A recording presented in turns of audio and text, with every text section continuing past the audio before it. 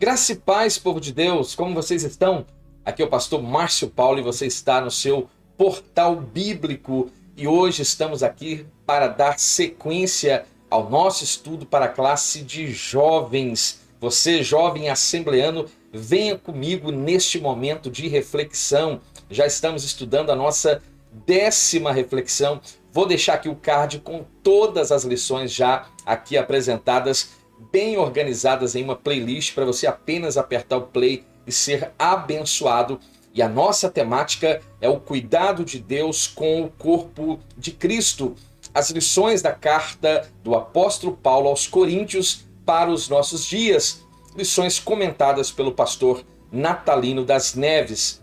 Esta reflexão será ministrada em todas as igrejas que fazem uso da revista da CPAD no próximo dia 6 de junho de 2021. E o tema desta lição, seu corpo é membro de Cristo. Que tema importante e tão pontual. Eu quero, neste momento, fazer uma oração e após esta oração nós iremos fazer todas as leituras relacionadas ao nosso assunto proposto para agora. Então aperte o cinto, feche os seus olhos e venha comigo neste momento de oração. Senhor, a ti clamamos e suplicamos pela pessoa bendita do teu Espírito. Visite-nos agora por misericórdia e traga iluminação, instrução à nossa mente através desta lição preciosa proposta para este momento, ó Deus. É o que nós te pedimos e o fazemos no nome santo de Jesus. Amém. Quero falar com você que está aqui pela primeira vez. Isso, com você mesmo. Eu quero primeiro dizer que você é muito bem-vindo neste canal, nesta plataforma. E eu quero pedir a você que não saia sem antes se inscrever aqui neste portal, ativar o sino das notificações, deixar o seu like abençoado e o seu comentário também, que muito nos motiva a continuar a produzir conteúdos para esta plataforma. Você que já faz parte dos mais de 600 inscritos do portal bíblico, que o Senhor possa abundantemente abençoá-los. Eu quero deixar aqui um card também, apresentando a web rádio Abba Pai, do meu amigo pastor Marcelo. Eu tenho certeza que você pode ouvir grandes reflexões e hinos maravilhosos acessando o card, acessando a web rádio Abba Pai. Então vamos fazer todas as nossas leituras proposta para agora. E o texto do dia está nos apresentando: todas as coisas me são lícitas, mas nem todas as coisas convêm. Todas as coisas me são lícitas, mas eu não me deixarei dominar por nenhuma. 1 Coríntios, capítulo 6, versículo 12. A verdade prática diz: o nosso corpo pertence ao Senhor e não deve ser usado para prostituição. E a leitura bíblica em classe, o texto bíblico proposto, 1 Coríntios, capítulo 6, versículo 12 ao versículo 20. Eu quero que você dê uma pausa agora no vídeo e faça toda esta leitura a partir deste momento, porque esta leitura vai fundamentar a nossa reflexão a partir deste momento. Lições importantíssimas para a classe de jovens, segundo trimestre de 2021. Já estamos avançando já para a conclusão destas reflexões e já estaremos no terceiro trimestre com um novo conteúdo também riquíssimo para o nosso enriquecimento espiritual. Esta lição, assim como todas as lições anteriores, possuem 3 objetivos que devem ser alcançados ao final da reflexão. O primeiro deles, conscientizar de que liberdade em Cristo não pode ser confundida com libertinagem. O segundo, mostrar que o pecado no corpo afeta a alma e o espírito. E o terceiro objetivo, saber que a imoralidade é uma tentação na vida do cristão. É interessante nós fazermos uma avaliação à luz do texto que nos fora apresentado, e eu acho muito importante. Por exemplo, pensar faz bem, então vamos pensar um pouco. Vejamos, o fato de Cristo ter levado nossos pecados sobre si não nos dá a liberdade de continuar fazendo o que sabemos que é errado. A ideia de que, se pecando, a graça será ainda mais abundante é um erro muito grave, tendo em vista que onde abundou o pecado, agora superabunda a graça. Outro ponto interessante: algumas ações não são pecaminosas em si mesmos, mas não são apropriadas porque podem dominar nossas vidas e nos levar para longe de Deus. Agora, o Novo Testamento proíbe especificamente muitos pecados, e você pode ler em 1 Coríntios, capítulo 6, versículos 9 e 10, e que foram também originalmente proibidos no contexto veterotestamentários. Então, você pode ver as referências também aqui para sua melhor avaliação.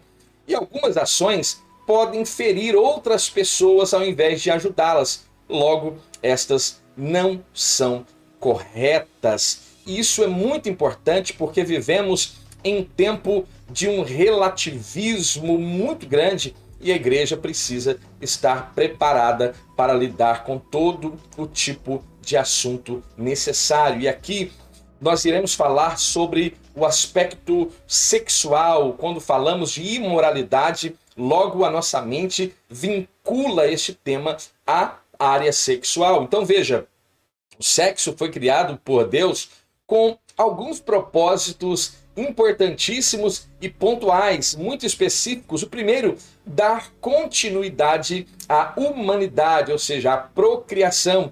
E o segundo, trazer também prazer sexual dentro do casamento. Este, como nós aprendemos, um casamento heterossexual. Então, nos últimos dias, existe uma grande manobra sendo realizada em todo o redor do mundo para que haja uma inversão nestes princípios que são bíblicos e que nós, enquanto igreja, não podemos arredar o pé deles. Então hoje vamos falar sobre esta liberdade em Cristo, que não pode ser confundida com libertinagem. Vamos falar também que o pecado no corpo afeta a alma e o espírito. E também vamos abordar que a imoralidade é uma tentação na vida do crente. Então, vamos conceituar a respeito deste termo libertinagem, porque precisamos compreender este termo para entendermos o que a lição está propondo para mim e para você, já que não podemos usar desta liberdade em Cristo para dar lugar à libertinagem.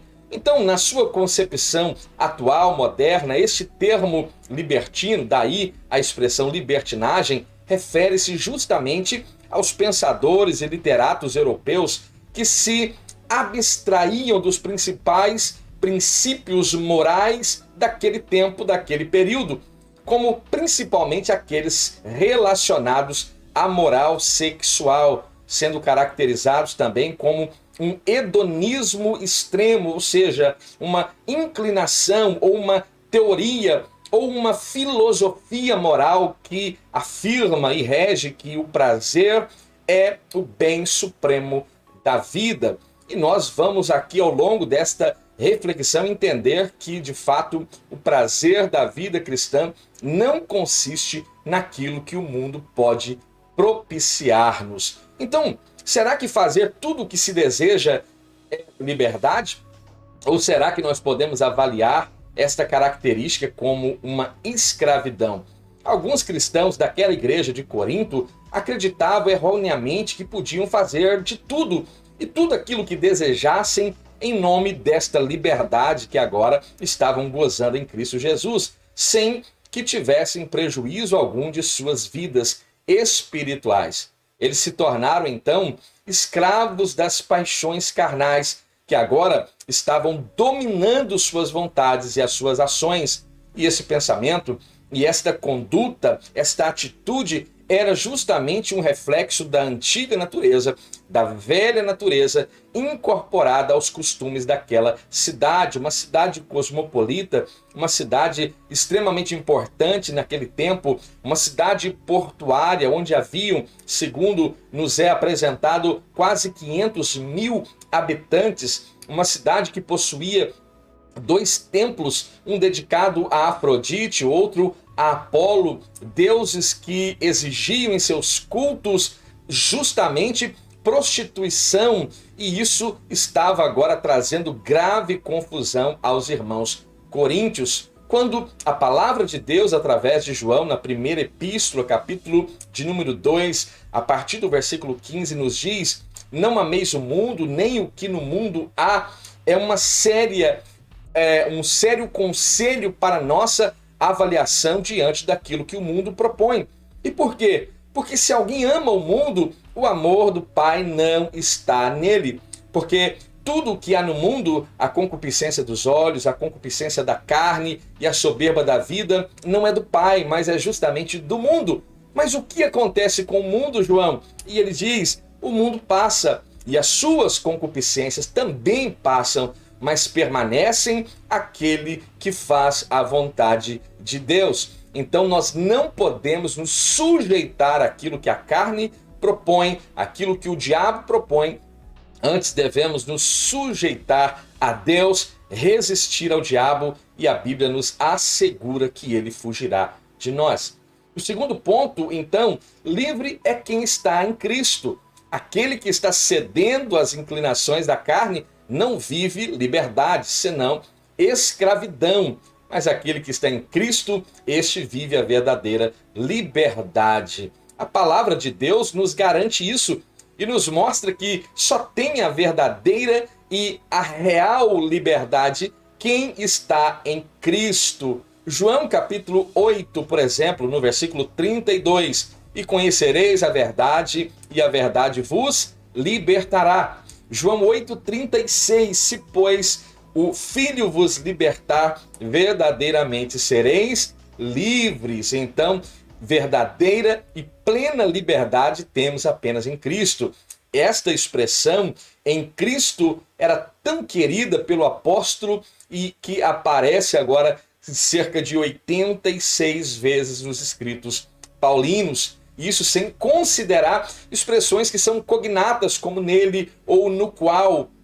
Isso é muito interessante. Quando uma palavra é usada com frequência, isso quer mostrar justamente que o autor usa essa expressão como uma palavra-chave para uma boa interpretação do texto que é proposto. Por essa razão, o apóstolo Paulo então defende a sacralidade daquele que está em Cristo Jesus. Veja, já que Cristo é o cabeça, veja, vamos fazer uma soma de 2 mais 2 aqui, simples e direta. Se Cristo é o cabeça e ele é santo, espera-se que o corpo também seja santo. Mas como é santo aquele que vos chamou, sede vós também santos em toda a vossa maneira de viver. É o que nós encontramos na primeira epístola de Pedro, capítulo 1, versículo 15. O apóstolo Paulo reforça agora na sua missiva que Jesus morreu por nós naquela cruz para resgate tanto da parte espiritual como também agora material do ser humano, ou seja, o corpo. A falta de respeito com o nosso corpo agora torna-o profano, uma vez que agora este corpo que deveria se apresentar em santidade está agora sendo profanado e não está sendo apresentado como objeto de glorificação ao nome de Deus. E ele escreve aos Coríntios, capítulo 6, Paulo, agora no versículo 19, ele diz: não sabeis que o vosso corpo é o templo do Espírito Santo, que habita em vós, proveniente de Deus, e que não sois de vós mesmos? Essa palavra precisa vir em direção à nossa mente e fazer-nos indagações particulares, próprias de cada indivíduo, e nós precisamos responder com muita honestidade esta indagação. Agora, qual seria o oposto de estar em Cristo? Na carta aos Romanos, por exemplo, o apóstolo Paulo vai destacar e vai usar uma expressão para caracterizar o oposto de estar em Cristo, o estar em Adão, o primeiro homem, a primeira natureza, a antiga natureza. E isso é extremamente importante e nos dá uma boa compreensão daquilo que Paulo deseja ensinar, inspirado pelo Espírito Santo. Quando, por exemplo, alguns cristãos de Coríntios em nome de uma liberdade equivocada do estar em Cristo, e aqui o estar em Cristo está referindo a uma nova natureza. Logo, as práticas da antiga natureza não poderiam estar em voga, mas a realidade é que esses irmãos estavam praticando justamente aquilo que se pratica na realidade adâmica do primeiro Adão, que é o velho homem, a velha natureza, com as suas inclinações e com o seu modo totalmente longe do foco que é nosso enquanto igreja, que é Cristo. Então, aos Coríntios, Paulo afirma que da mesma forma como em Adão todos morrem, agora em Cristo, que garantia gloriosa o apóstolo Paulo agora nos apresenta, porque assim como no primeiro Adão, agora todos morrem, em Cristo serão todos vivificados. Para ele, o estar em Cristo remodela a vida humana em todas as suas esferas e também em todos os seus aspectos. Em 2 Coríntios, capítulo 5, versículo 17, o apóstolo Paulo diz assim que se alguém está em Cristo Jesus, nova criatura é. As coisas velhas já se passaram, eis que tudo se fez novo. A palavra também diz do caráter desse indivíduo que se aproxima de Deus em Miqueias capítulo 7, versículo 19, quando o texto sagrado diz que o Senhor tornará a se apiedar de nós, subjugará as nossas iniquidades e lançará os nossos pecados no mais profundo do mar. Quando lemos em Isaías capítulo 44, versículo 22, também temos uma síntese daquilo que representa na vida daquele que está em Cristo, quando o texto diz que o Senhor agora desfaz as nossas transgressões, dos nossos pecados não se lembra, mas a ordem é: torna-te para mim. Torna-te para mim, porque eu, o Senhor, te remiu, ou seja, é aquele que proveu o resgate. Então isso é muito importante que entendamos. Então o novo convertido agora passa a ser a imagem do próprio Cristo. Veja a seriedade desta expressão. O novo convertido, aquele que agora é uma nova criatura em Cristo Jesus, passa a ser exatamente a imagem do próprio Cristo. O segundo ponto, o pecado afeta a alma e o espírito. O pecado que é praticado no nosso corpo físico afeta a nossa alma e o espírito, ou seja, afeta a completude do indivíduo na sua tricotomia. O pecado no corpo é essa expressão que o apóstolo Paulo usa, e usa a expressão grega sarx, que geralmente é justamente traduzida por carne, que é essa matéria, o nosso corpo natural e material. E, geralmente há uma designação interessante aqui que está relacionado ao velho homem, aquela velha natureza que pode impedir o homem de praticar o bem. Quando lemos em Romanos capítulo 7, versículo 5, o texto diz: porque quando estávamos na carne, ou seja, na antiga natureza, as paixões dos pecados, que são pela lei, operavam em nossos membros para darem fruto para a carne.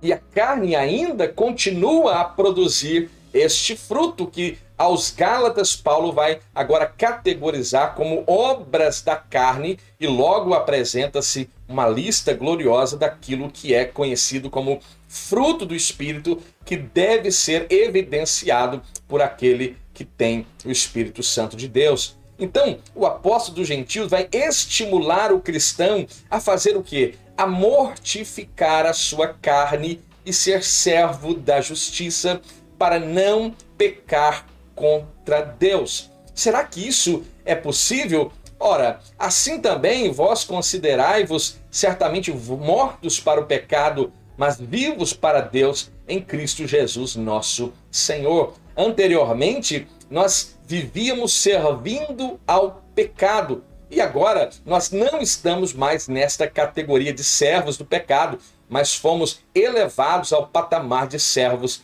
de Cristo Jesus, o qual voluntariamente nós servimos. Você se lembra de quando Deus se apresenta para Caim diante daquela catástrofe que estava por vir. E a palavra de Deus é que se ele desejasse fazer o bem, havia esperança, mas caso contrário, o mal estava à porta e queria dominá-lo. O pecado está à porta desejando dominá-lo. Então veja, naquele tempo servíamos ao pecado, o pecado nos dominava, mas agora em Cristo Jesus olhamos para este antigo Senhor, olhamos em pé de igualdade e podemos resistir às inclinações da nossa carne. Sim, podemos construir uma vida em santificação. Sim, não é fácil, não é algo que nós podemos lidar com extrema tranquilidade, mas nós entendemos ao longo da Bíblia Sagrada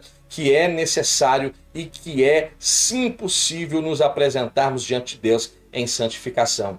O pecado, amartia, é um conceito bem simples, que é justamente errar um alvo.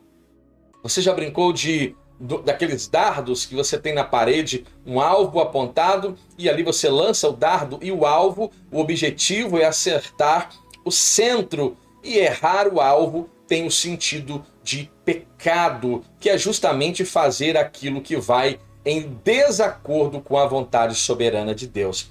Ele separa o ser humano de Deus, o pecado faz isso, e escraviza o homem e destitui o homem de toda a glória de Deus. É o que aconteceu lá no Éden e continua acontecendo todos os dias, porque todos pecaram. Aqui fala desse pecado edênico, e destituídos estão da glória de Deus. Romanos capítulo 3, versículo 23. Um outro ponto, corpo, alma e espírito no contexto do Novo Testamento, a tricotomia. As Escrituras consideram o ser humano na sua totalidade. Nós devemos também considerar o corpo nessas dimensões, ou totalidade, ou seja, não se vê a alma sem corpo e nem o corpo sem esta parte espiritual. Por isso, a narrativa da criação, o ser humano é visto de forma integral.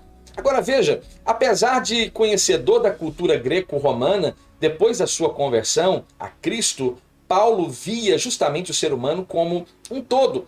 E ele mesmo vai recomendar a preservação tanto do corpo como também do espírito. O nosso corpo somente passa a ser habitação do Espírito Santo de Deus quando pela fé entregamos nossas vidas a Cristo. Isso é muito importante, esta profissão de fé, esta fé genuína que opera em nós salvação, porque pela graça somos salvos por meio da fé.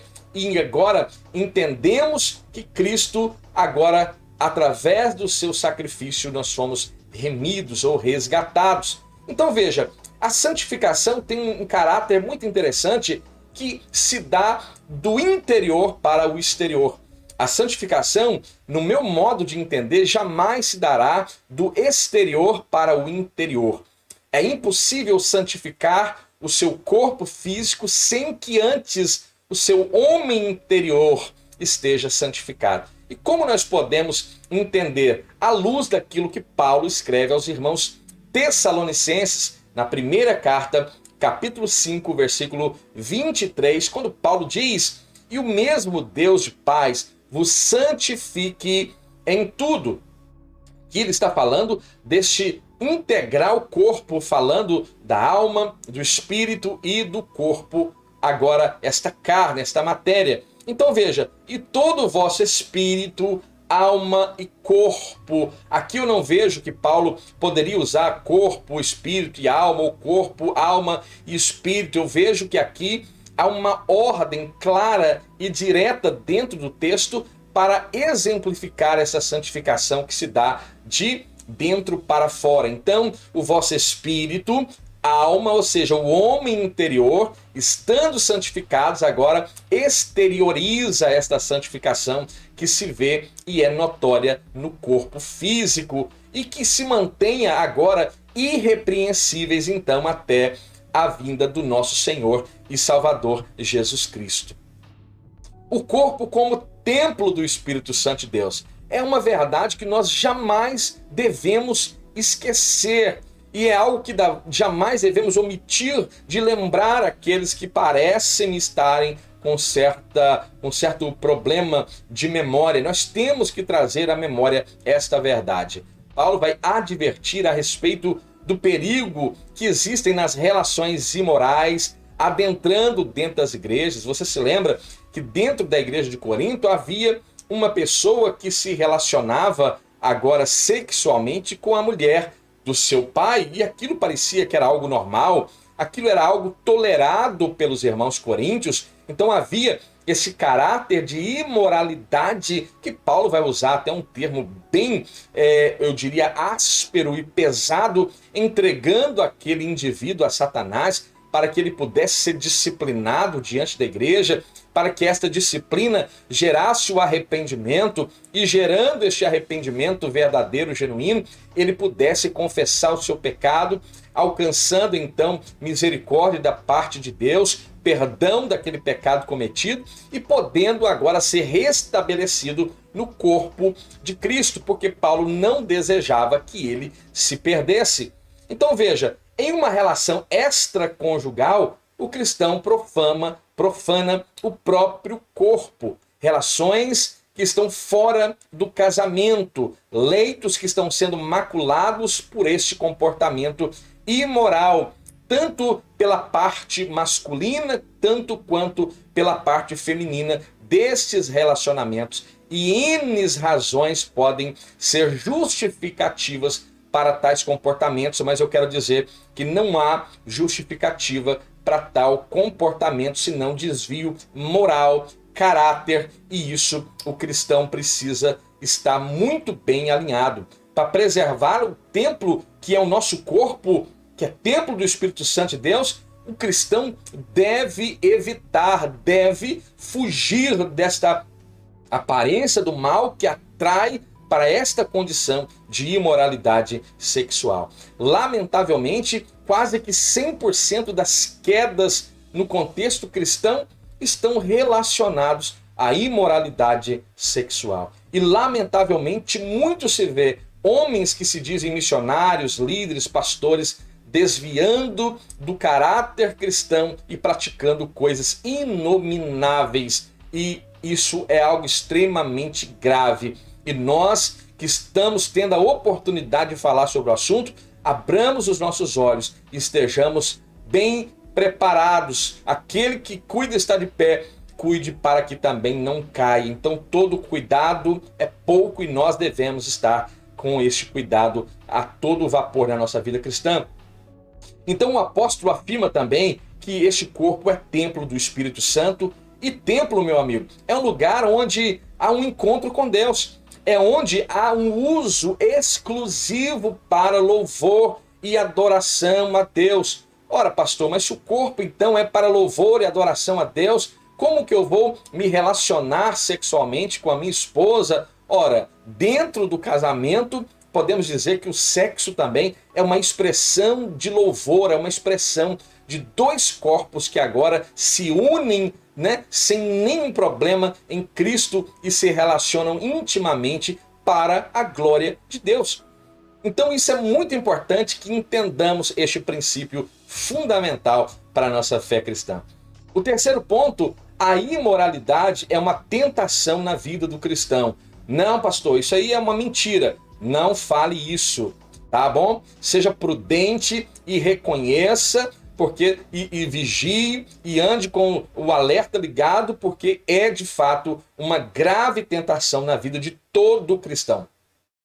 Primeiro ponto, fomos comprados por bom preço. Então, diga não aí à tentação. Então vamos conceituar tentação. Ora, o que é tentação? Tentação nada mais é do que um estímulo ou uma indução a um ato que parece atraente, interessante, envolvente, bom, ainda que seja inapropriado ou contradiga alguma norma ou algum regulamento. Então, em síntese, tentação está relacionado, sabe o quê? a dar atenção. Então, o conselho que quero lhes dar aqui, e é o conselho que tento aplicar em minha vida diária, é não dar atenção àquilo que pode me arrastar e aquilo que pode te arrastar para longe de Deus. E tudo que o diabo quer é arrastar-nos para longe de Deus. Então veja, com o intuito de incentivar os cristãos diante de uma tentação, ele vai destacar, o apóstolo Paulo destaca o preço que foi pago por Cristo Jesus, que é o preço da justificação. A doutrina da justificação expressa a mensagem de Deus justamente agindo na salvação da humanidade.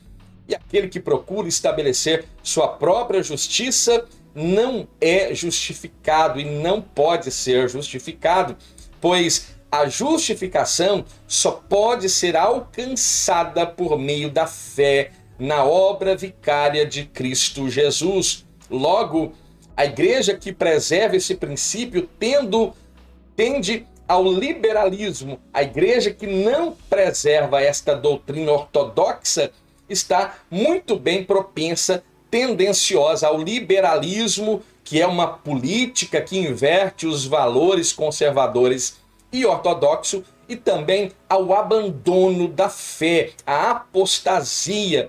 A justificação pela fé é uma doutrina bíblica, é uma doutrina fundamental que nós encontramos na Bíblia Sagrada e que acertadamente exclui a necessidade de obras meritórias. Como isso então pode ocorrer? Porque é pela graça que somos salvos por meio da fé, e isso não vem de vós, é um dom de Deus, e tampouco vem das obras para que ninguém se glorie. Efésios capítulo 2, versículos 8 e 9.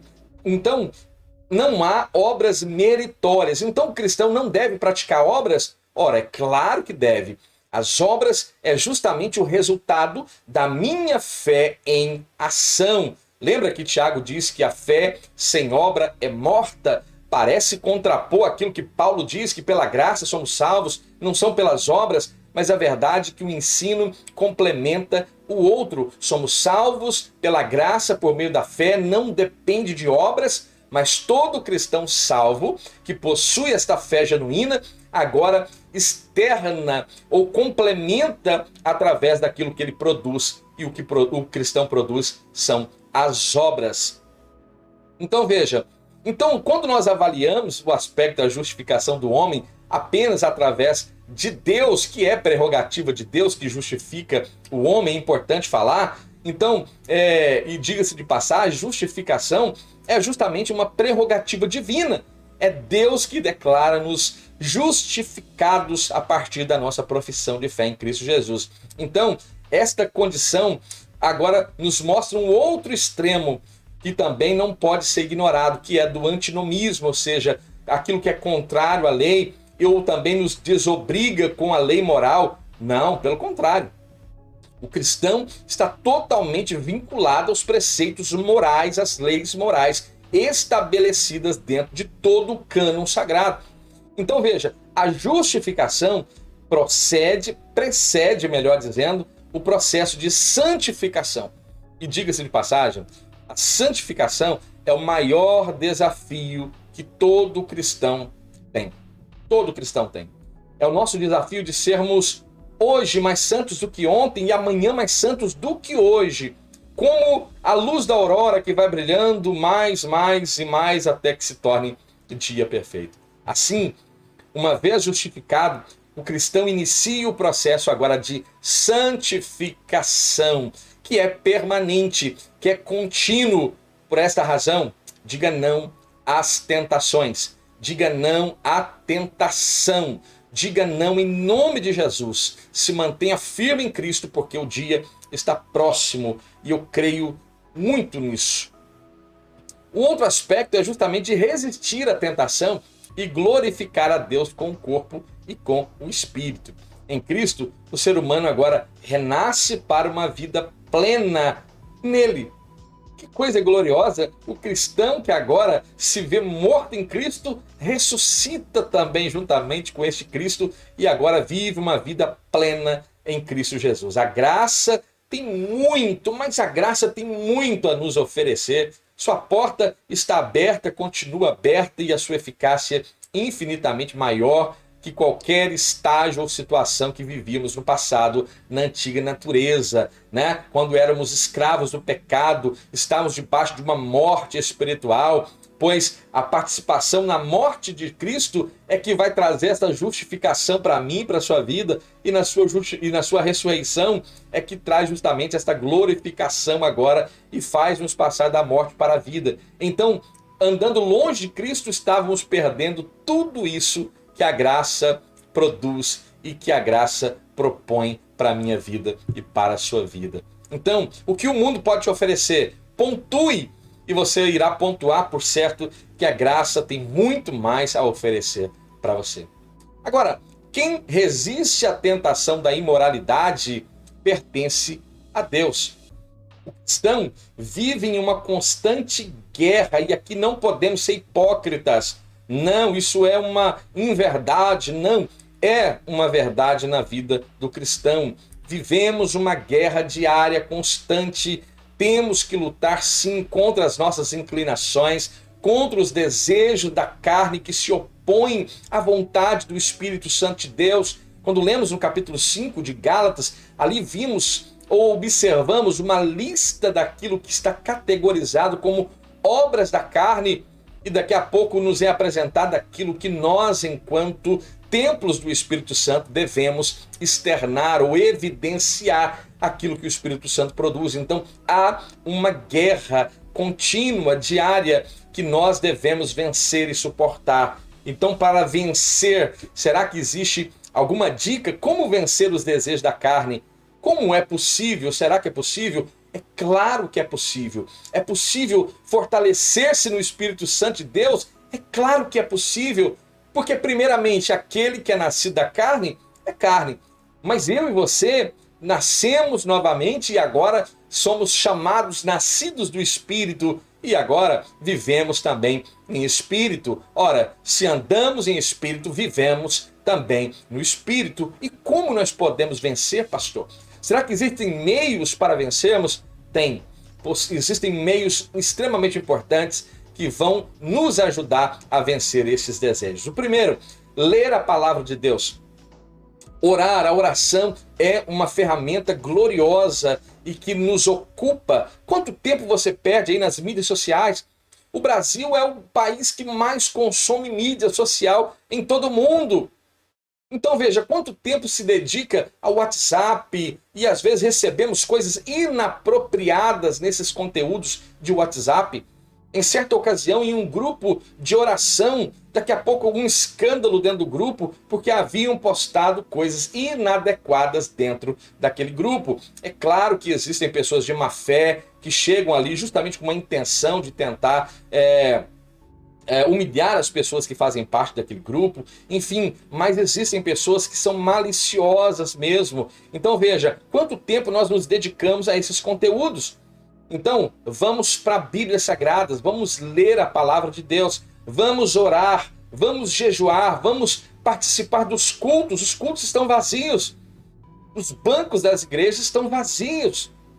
E agora, dentro desse contexto culto, exercemos a comunhão com os santos e ali a nossa mente está ocupada e o nosso corpo está ocupado e não há tempo para aquilo que nos afasta de Deus. Nesta lição, nós aprendemos isso, que devemos nos afastar de tudo aquilo que nos empurra para longe de Deus e que aquele ambiente imoral que os coríntios viviam estava influenciando o comportamento daqueles que estavam como membros da igreja de Corinto, e o comportamento imoral deste presente século está tentando a todo preço influenciar-nos também, mas nós somos mais do que vencedores em Cristo Jesus. Então, alguns cristãos ali em Corinto, como também nos dias de hoje, erroneamente estavam achando que agora, com o discurso de que estavam livres em Cristo, podiam agora dar liberdade à sua carne, e isso não é liberdade, é escravidão, e vive-se uma vida libertina. Nós aprendemos que a verdadeira liberdade nós encontramos apenas através daquele que é o único, que é a verdade, que é o caminho, que é a vida, e que ninguém chegará até o Pai senão através dele. Aquele mesmo que se apresenta como esta liberdade plena, real e absoluta, que a Bíblia diz que conhecendo é conhecer a verdade, e conhecendo-o como verdade, seremos libertos. Esta é a nossa reflexão de hoje, lição maravilhosa, e se você ficou até aqui, muito obrigado por ficar até aqui comigo, nesta reflexão tão preciosa, e eu rogo ao Espírito Santo de Deus que abençoe a sua vida e abra as comportas do céu para que você seja abençoado para a glória do nome de Jesus. Você ficou até aqui? Não saia sem antes se inscrever, nos ajude a chegar aos 1000 inscritos aqui nesta plataforma. Então compartilhe nosso conteúdo nas mídias sociais, faça-nos chegar em todos os países de fala portuguesa e que o Senhor possa abundantemente abençoar a sua vida. Fiquem bem, fiquem em paz e até a próxima.